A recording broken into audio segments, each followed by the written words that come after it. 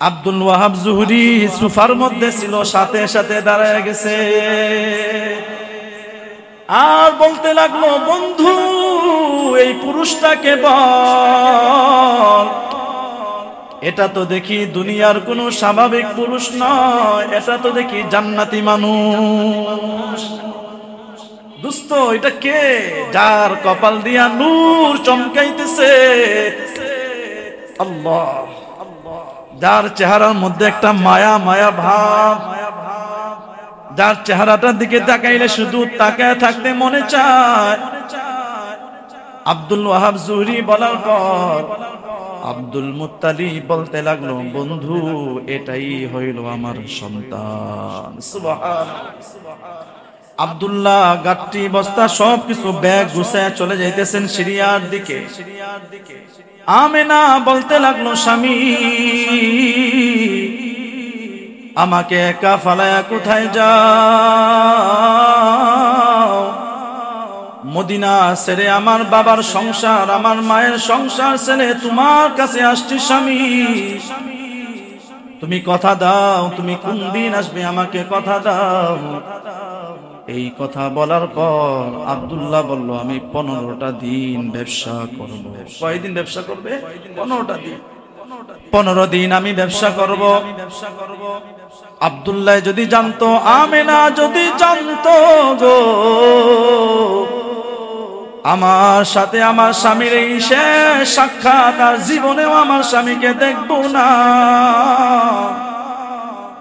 আমেনা কোনদিন নিজেকে ঠিক রাখতে পারতো না, চোখের পানি ছেড়ে দিত। আমেনা বারবার বলতেছে, স্বামী তুমি যদি আর ফিরে না আসো, আমার জন্য একটু খাস করে দোয়া কইরো। আমাদের উপর দিয়া বছরের প্রায় সময় আল্লাহ পাকের একটা শাস্তি চলতেই থাকে। এক শাস্তি গেলে আরেক শাস্তি আসে, আরেক শাস্তি গেলে অন্য শাস্তি আসে। আগে এত বেশি শাস্তি আল্লাহ পাকের জমিনে অবতীর্ণ হয় নাই, বর্তমানে যে পরিমাণে অবতীর্ণ হয়। গত জুমায় বলছিলাম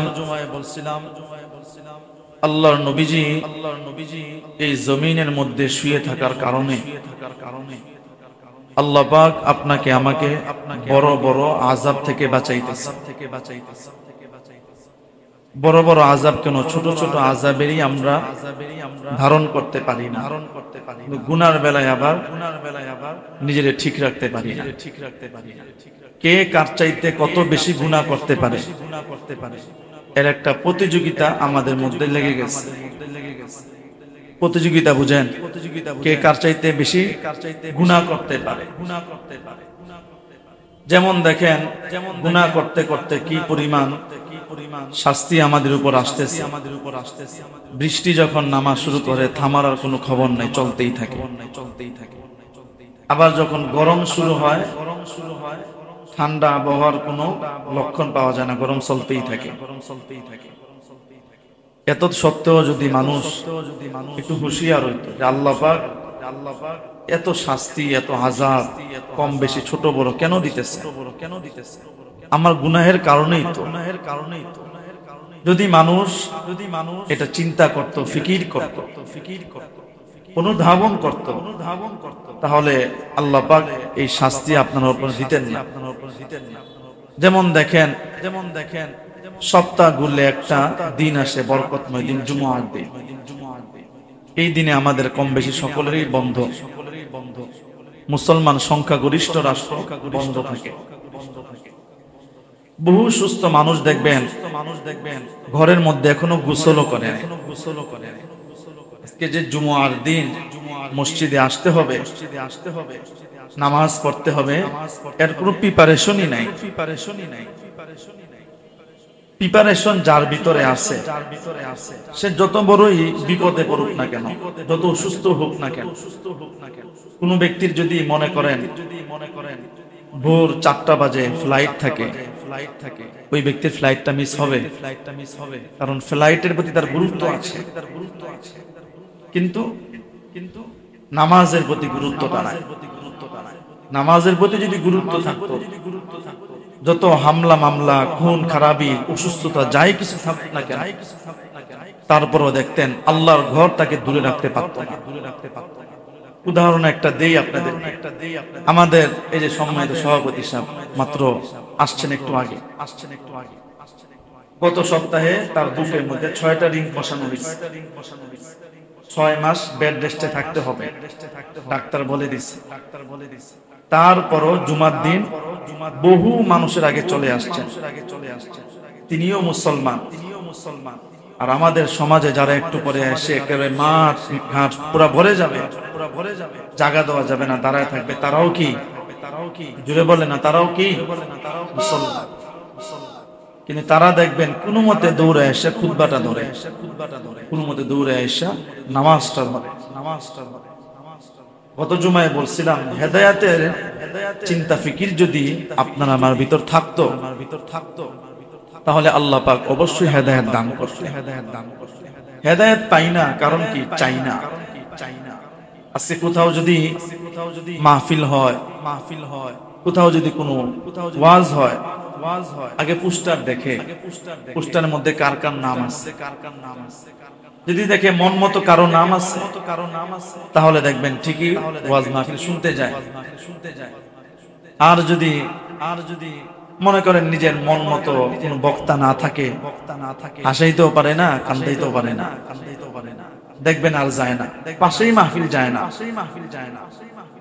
তাহলে সে কি ওয়াজ শোনার জন্য যাইতেছে, নাকি বক্তার এই হাসা কান্দা কণ্ঠ শোনার জন্য যাইতেছে? বলেন তো, কণ্ঠ শোনার জন্য কি করতেছে? যাইতেছে। হেদায়েতের জন্য যাইতেছে। এজন্য বর্তমানে ওয়াজ মাহফিল হইতেছে অনেক, প্রতি জুমায় ওয়াজ চলতেছে, তাবলীগের ভাইরা ওয়াজ করতেছে, পীর মাশায়েখরা ওয়াজ করতেছেন, প্রতিটা মহল্লায় পাড়া মহল্লায় ওয়াজ মাহফিল হইতেছে। সেই অনুযায়ী আমাদের মধ্যে ওই রকম হেদায়েত পরিলক্ষিত হয় না। কি বলেন? হয় না। নামাজের প্রত্যেকটা মসজিদের মধ্যে নামাজের একটা খরা চলতেছে, খরা। শুধু এই মসজিদে না, আমি হয়তো ভাবছিলাম এই মসজিদের মধ্যে হয়তো খরা চলতেছে, দেখি না, প্রতিটা মসজিদে এক কাতার ভরতেছে না। কারণ কি? প্রত্যেকের মধ্যেই দুনিয়ার লোভ লালসা। এজন্য কবি বলেন, দুনিয়ায় আসছো বাজার করার জন্য। কিসের বাজার? আখিরাতের বাজার। দুনিয়ায় এসে যদি আপনি আমি দুনিয়ারে সবকিছু বানায় ফেলি, তখন আপনার আমার এই প্রাণের পাখি, মনের পাখি ভিতর থেকে বাহির হওয়ার পরে আফসোস করা থাকে, আর কিছুই করার থাকবে না। এজন্য প্রত্যেকেরই দ্বীনের কাজ করা দরকার। আপনি যা শুনতে পারলেন, ঘরে গিয়ে আপনার বিবিকে ওয়াজ করবেন, বলবেন হুজুর শুনে না। একদিন করবেন, 2 দিন করবেন, 5 দিন করবেন, একদিন না একদিন শুনবেই। হয়তো বা আপনাকে পছন্দ হবে না, কিন্তু দ্বীনের কথা আপনার বিবি ফালাই দিতে পারবে না। আপনার বিবিকে বলবেন, আপনার সন্তানকে বলবেন, আপনার বন্ধুকে বলবেন। কি শুনে গেলেন সেটা কি শুনাইবেন? এমনিতে তো গল্প করেন, কে কোন জায়গায় কি করলো, এগুলো না করে, এগুলো না গল্প করে, কি শুনে গেলেন শুক্রবার, এগুলো গল্প করা যাবে না ইনশাআল্লাহ। এই যে রবিউল আউয়াল মাসের বয়ান শুরু হয়ে গেছে। গত সপ্তাহে বয়ান শুনলেন আল্লাহ নবীজির পিতা আব্দুল্লাহ কেমনে দুনিয়ায় আসলেন, আব্দুল্লাহ দুনিয়ায় আসার পর কিভাবে বড় হইলেন, তার বিবাহের অর্ধেক ঘটনা পর্যন্ত গেছে।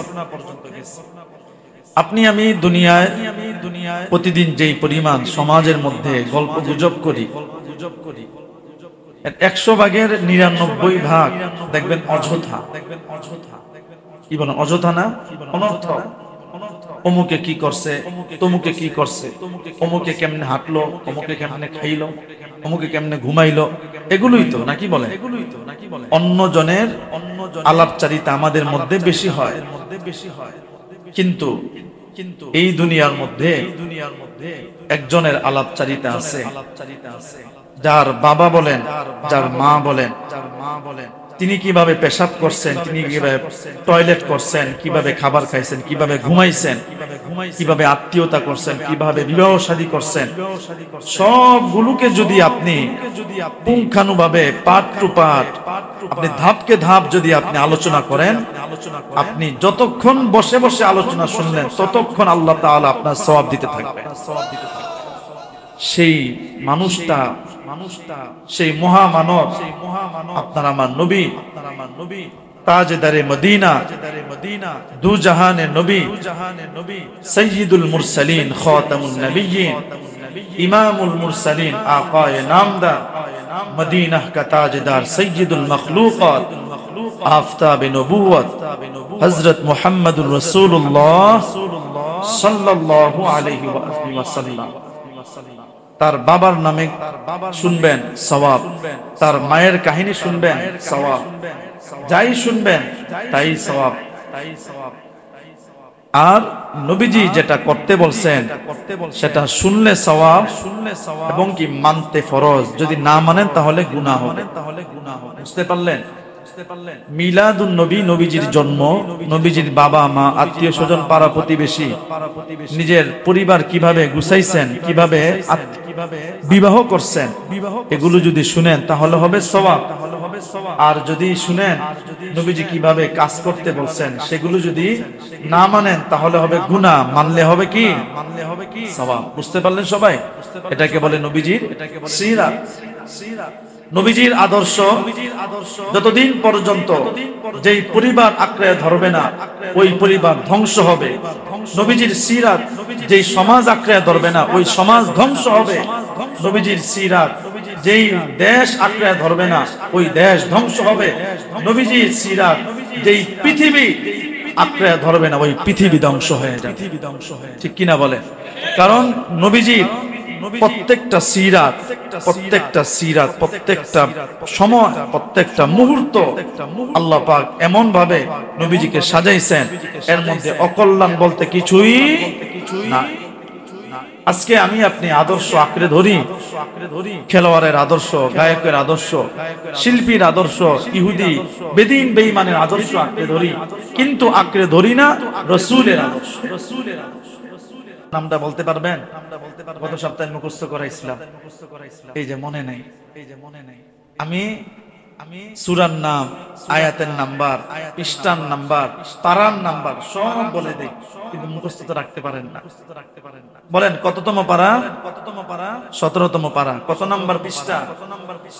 হ্যাঁ, 10 নাম্বার পৃষ্ঠা। আর সূরার নাম কি? সূরাতুল আম্বিয়া। সূরার নাম কি? আম্বিয়া। আম্বিয়া কাদেরকে বলে জানেন তো? পয়গম্বর। পয়গম্বরদের আরেকটা পরিভাষায় বলা হয় আম্বিয়া। এই 10 নাম্বার পৃষ্ঠায় মাঝ বরাবর গেলে আল্লাহ পাক রব্বুল আলামিন একটা আয়াতে কারিমা নাযিল করছেন। আয়াতের মধ্যে আল্লাহ পাক রব্বুল আলামিন বলেন,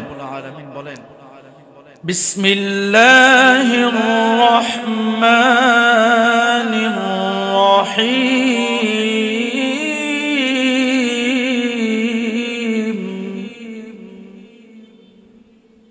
ওয়ামা আরসালনাকা ইল্লা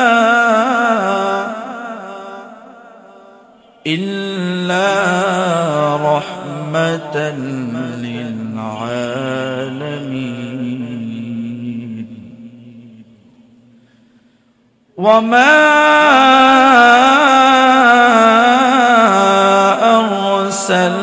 আরসালনাকা ইল্লা রাহমাতাল লিল আলামিন।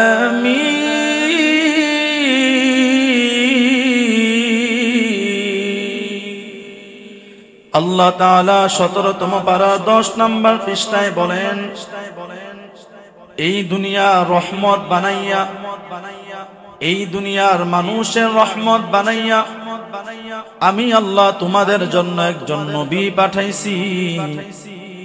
ওই নবীটা হইল সারাটা জগতের জন্য রহমত। সারাটা জগতের জন্য রহমত হইলেন তোমার আমার নবী। তোমার আমার নবী কেমন মায়ার নবী, যেই নবীর কারণে একটু আগে বললাম আপনি আমি বড় বড় শাস্তি থেকে ক্ষমা পাইতেছি। আজকে আমার আপনার সমাজের মধ্যে কত বড় ধরনের ঘটনা ঘটতেছে, তারপরও দেখবেন আল্লাহ তাআলার পক্ষ থেকে তেমন বড় কোনো শাস্তি আসে না। আগে সামান্য একটু জিনা করলে পুরুষের চেহারা পাল্টায় যাইতো, নারীর চেহারা পাল্টায় যাইতো।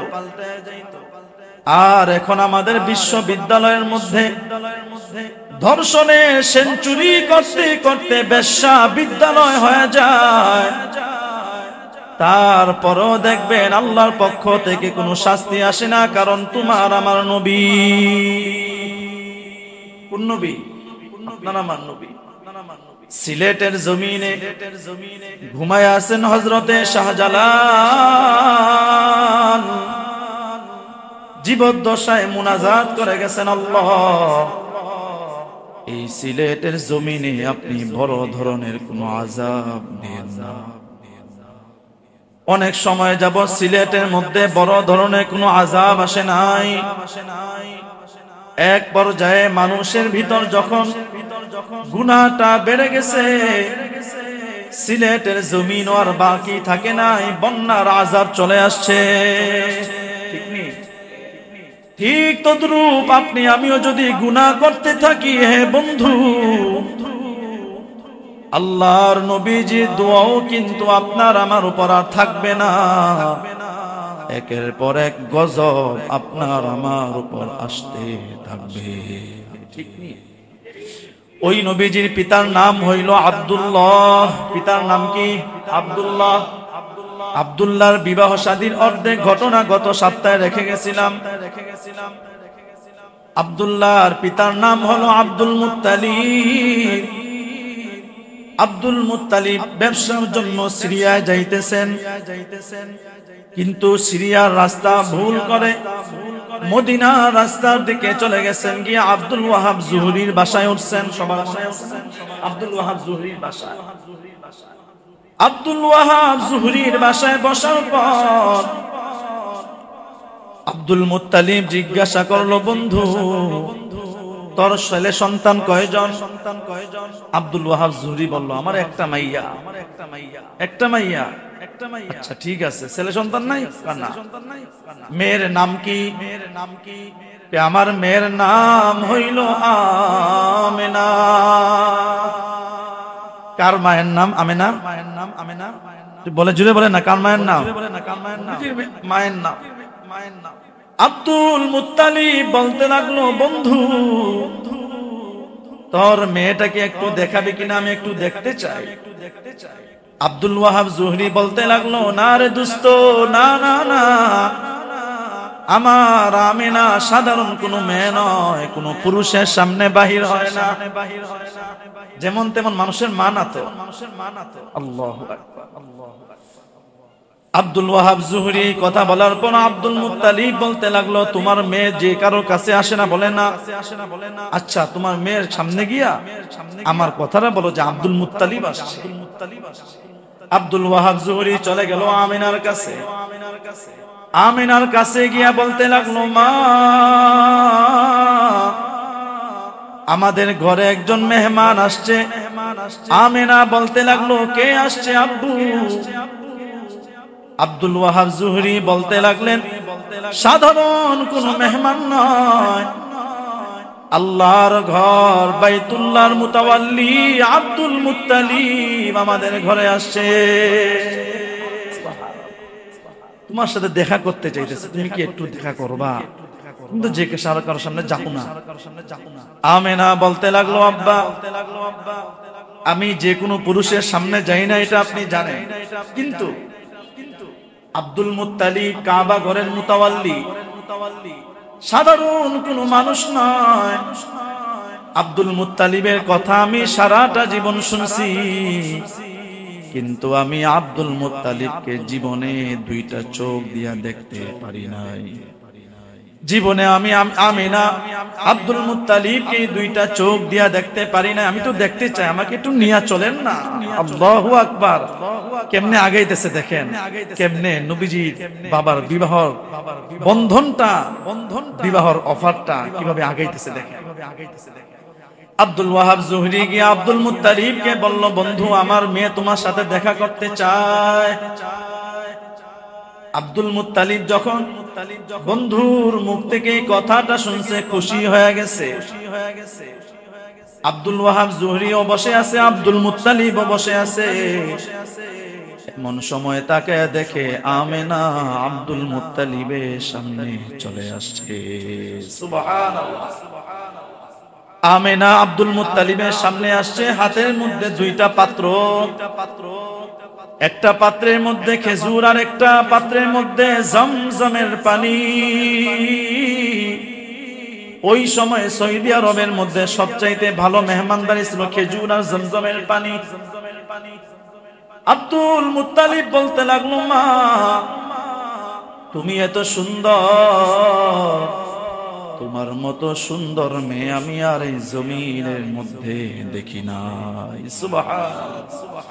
কারণ আমিনা তো সাধারণ কোনো মেয়ে নয়, আমিনা তো সাধারণ কোনো নারী নয়, যার গর্ভের মধ্যে আসবে রাহমাতুল লিল আলামিন। আব্দুল মুত্তালিব বলল, আমিনা তুমি চলে যাও। এই কথা বলার পর আমিনা ভিতরের রুমে চলে গেছে। আব্দুল মুত্তালিব গিয়া আব্দুল জুহরির হাত ধরছে, হাত ধরে বলে, দোস্ত একটা কথা বলবো, মানবি?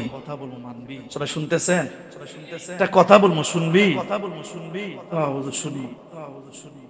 দোস্ত তুই কি কবি, শুনবো। ফালায় দিবি না তো আবার? বলেন না, তোর মেয়েটারে আমার একটু চাই। যেই এই কথাটা বলছে, আব্দুল ওয়াহাব জুহরির মুখটা কালো হয়ে গেছে। কারণ যারা গত সপ্তাহের ইতিহাস শুনছেন, আব্দুল মুত্তালিবের সন্তান ছিল কয়টা জানেন না আপনারা? 10টা, তাও পুরুষ সন্তান। এর মধ্যে 7 জন গেছে। 7 জনের চেহারা ওরকম ভালো না, মোটামুটি আর আমিনার সাথে দেওয়ার মতো না। আব্দুল মুত্তালিব যখন বলছে তোর মেয়েটারে আমারে দিয়া দে, আব্দুল ওয়াহাব জুহরি আব্দুল মুত্তালিবের 7টা সন্তানের দিকে একটা একটা করে তাকায়। কোনটা নাক ঘুষা, কোনটা ঠোঁট মোটা, কোনটা চোখ টেরা, পছন্দ হয় না। আব্দুল ওয়াহাব জুহরি এক পর্যায়ে বলতে লাগলো, না রে দোস্ত, তোর সব কথা মানতে রাজি আছি, এই কথাটা মানতে পারলাম। দোস্ত ফালাই দিস না, তুই তো আমার ছেলেটারে দেহস নাই, আমার ছেলেটারে যদি দেখতি তাহলে ফালাই দিতে পারতি না। তোর আরো ছেলে আছে? হ বেটা, 10টা ছেলে আছে। কোন ছেলেরে দিবি? নিয়ে আয়। কোন ছেলেটারে? আমার আমিনার সাথে দিবি, নিয়ে আয়, আমি দেখতে চাই। আব্দুল মুত্তালিব 7টা সন্তান থেকে 4টা সন্তানকে পাঠায় দিছে মক্কায়, যা আব্দুল্লাহকে নিয়ে আয়। আব্দুল মুত্তালিবের 4টা সন্তান চলে গেছে মক্কার দিকে আব্দুল্লাহকে আনার জন্য। ঘোড়ার পিঠে উঠাইয়া আব্দুল্লাহকে আনতেছে। মক্কার প্রত্যেকটা মেয়ে বলতে লাগলো, আব্দুল্লাহ কই যাও? আব্দুল্লাহ বলতে লাগলো, আমি মদিনায় যাই। কেন তুমি যাইতেছো? আব্দুল্লাহ বলতে লাগলো, আমি এমনি যাইতেছি। আব্দুল্লাহ যদি বলতো আমাকে বিবাহ দেওয়ার জন্য আমার বাবা নিয়ে যাইতেছে, তাহলে মক্কার কোনো মেয়ে আব্দুল্লাহকে ছাড়তো না। কারণ আব্দুল্লাহ কেমন সুন্দর সবাই জানেন না? গত সপ্তাহে বলছি, আব্দুল্লাহকে নিয়ে তার 4 ভাই মদিনার মধ্যে চলে গেছে। ঘরের মধ্যে প্রবেশ করতেছে আব্দুল ওয়াহাব জুহরির ঘরের মধ্যে। যেই মাত্র আব্দুল ওয়াহাব জুহরি দেখে আব্দুল্লাহ গেট দিয়া ঢুকতেছে, আব্দুল ওয়াহাব জুহরি সোফার মধ্যে ছিল, সাথে সাথে দাঁড়ায় গেছে আর বলতে লাগলো, বন্ধু এই পুরুষটাকে বল এটা তো দেখি দুনিয়ার কোনো স্বাভাবিক পুরুষ নয়, এটা তো দেখি জান্নাতি মানুষ। দোস্ত এটা কে? যার কপাল দিয়া নূর চমকাইতেছে আল্লাহ, যার চেহারার মধ্যে একটা মায়া মায়া ভাব, যার চেহারাটার দিকে তাকাইলে শুধু তাকায় থাকতে মনে চায়। আব্দুল ওয়াহাব জুহরি বলার পর আব্দুল মুত্তালিব বলতে লাগলো, বন্ধু এটাই হইল আমার সন্তান। সুবহানাল্লাহ। আব্দুল ওয়াহাব জুহরি বলতে লাগলো, দোস্ত আমি প্রায় সময় রাতের বেলা ঘুমের মধ্যে তোর সন্তানকে দেখছি। আল্লাহু আকবার। আল্লাহ দেখায় দিছে, আমার আল্লাহ প্রতিদিন প্রতিবার প্রায় সময় তোর সন্তানকে স্বপ্নের মধ্যে দেখায় দিছে তোর আমেনার সাথে বিয়া দিবি। তুই আমাকে অফার করলে কোন নাইলে নাই, আমি আমার মেয়ের তোর সন্তানের কাছে দিমই দিব। বিয়া লাইগা গেছে, বিয়া পড়ায় দিছেন। বিয়া পড়ায় দেওয়ার পর লম্বা ইতিহাস, মক্কায় আসছেন।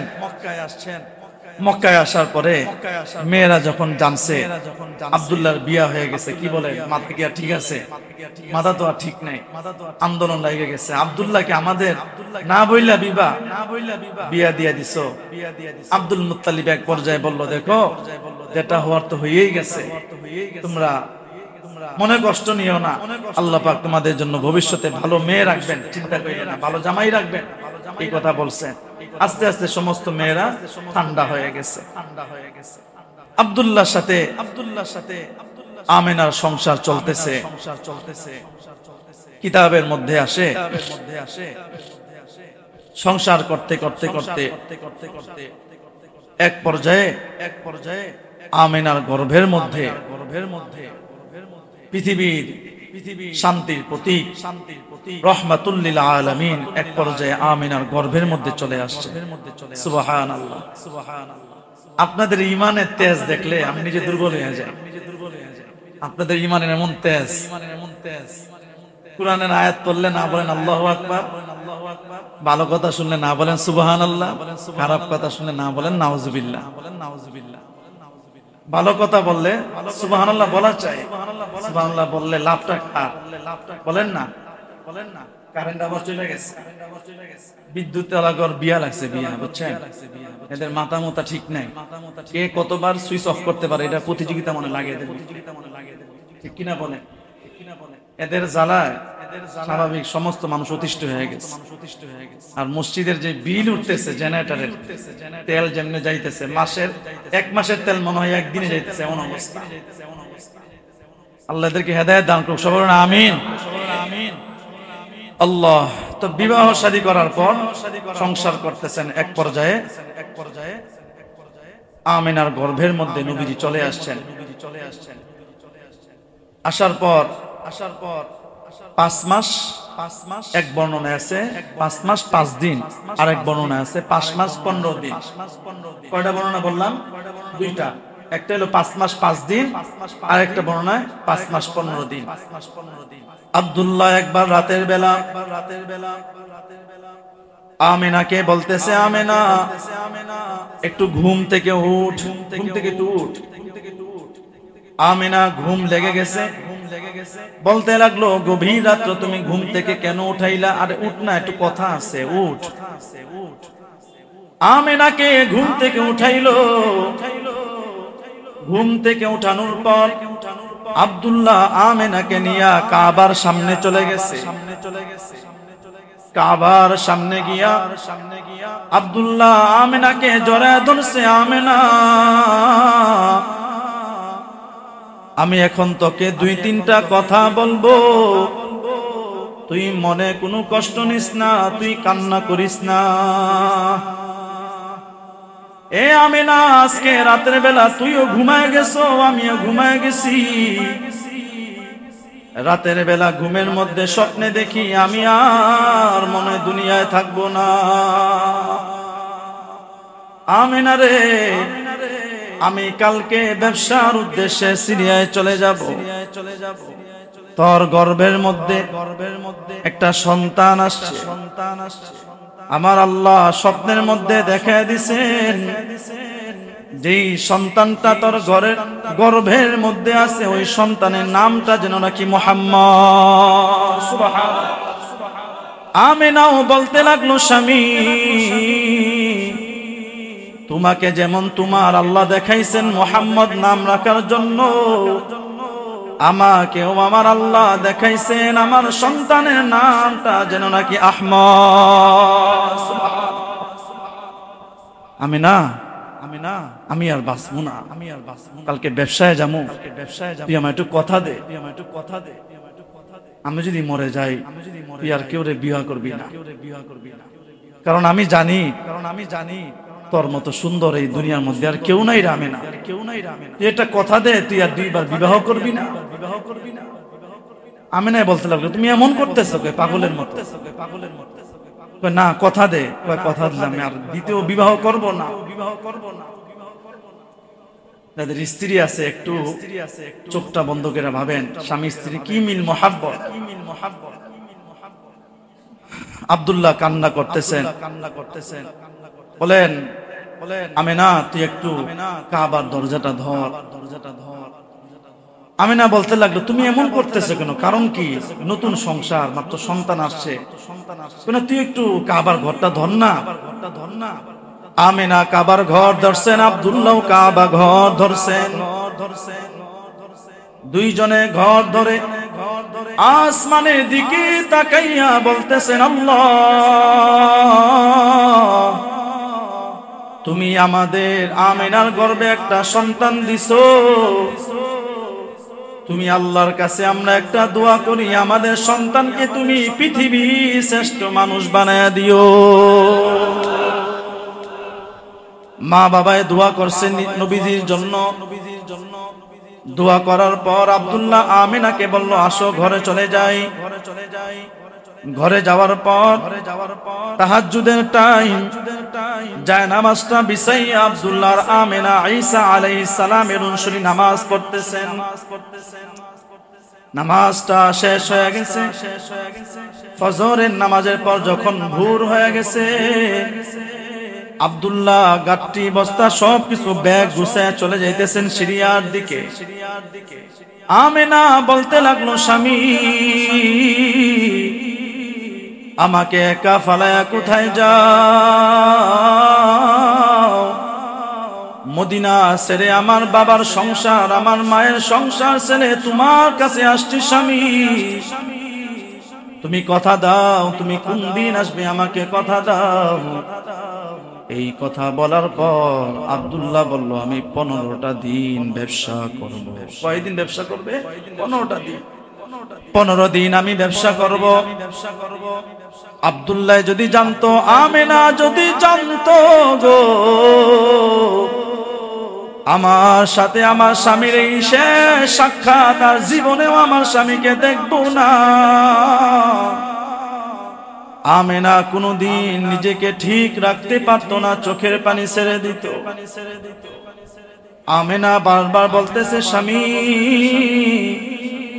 তুমি যদি আর ফিরে না আসো আমার জন্য একটু খাস করে দোয়া কইরো। আব্দুল্লাহ চলে গেছে ব্যবসা করার জন্য। ব্যবসা করতেছে, ষষ্ঠ অথবা সপ্তম দিনের মাথায় হঠাৎ করে আব্দুল্লাহর শরীরে জ্বর চলে আসছে। ওই সময় তো টেলিফোনও ছিল না, টেলিফোন ছিল, চিঠিও ছিল না, কিছুই ছিল না। বিবিদিকে জানাইবে যে আমার কি হয়েছে, কিছুই বলতে পারতেছে না। আর এদিক দিয়া জ্বর কারে বলে, ওই সময় তো ডাক্তারও ছিল না। কই মাছের মতো গলা কাটা মুরগির মতো লাফাইতেছে। এক পর্যায়ে সময় হয়ে গেছে, সময় আর বেশি নাই, এই জায়গায় থাকলো।